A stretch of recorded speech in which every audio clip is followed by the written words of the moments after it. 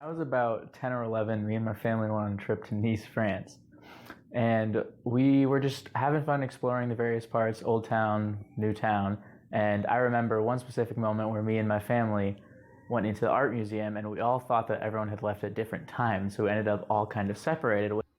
That was Nick Kolock, a student at Gordon College in Massachusetts.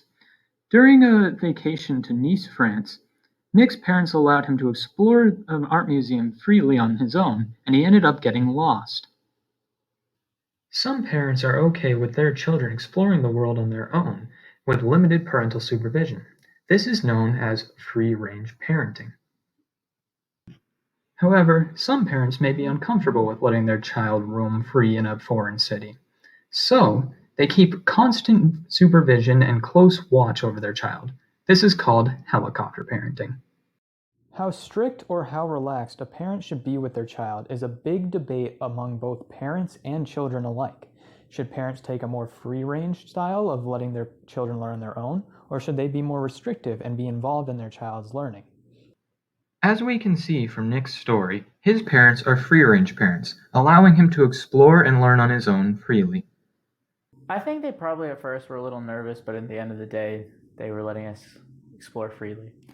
Nick said that despite being nervous, his parents allowed him to explore the world freely. He said that this was beneficial to him as it allowed him to grow on his own and encourage freedom in his life. Well, now that we've seen an example of free-range parenting, what about restrictive parenting?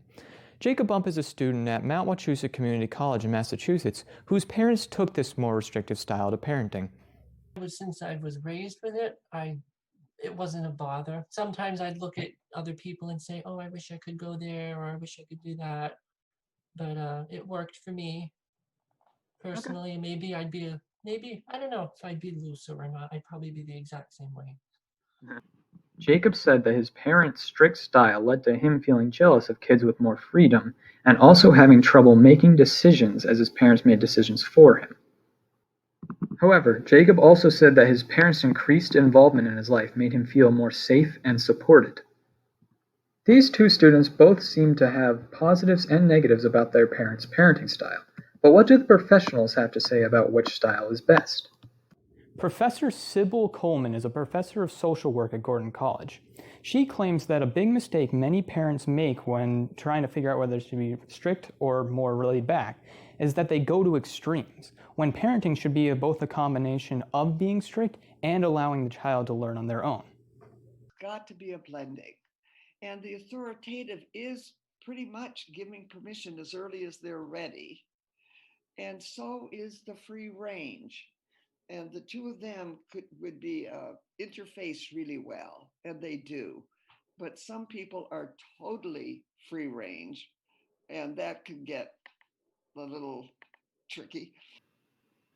Dr. Coleman said that excessive free-range parenting can lead to recklessness and feelings of parental abandonment in children, and excessive restrictive parenting can lead to snowplow parenting, a new style of parenting where parents try to remove all obstacles from a children's life.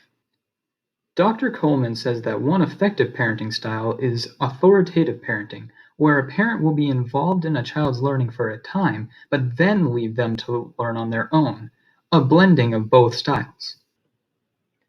So it seems that both free-range and restrictive parenting are effective so long as they are not used to an extreme. So perhaps Nick's parents did good to let him explore France on his own, after all. And I remember one specific moment where me and my family went into the art museum and we all thought that everyone had left at different times. So we ended up all kind of separated, which led to me and my sister being lost in France and just kind of exploring it on our own for about 4 or 5 hours, winding up different stores, buying things. So there you have it. Perhaps parenting is at its best when it's in a middle ground and not at extremes. Perhaps we don't want to have too laid-back parents or too strict parents, but rather parents that will be there and guide you, but will also push you out into the world to learn on your own once you know how to do what you need to do. For Com 101 News, I'm Jacob Wheeler.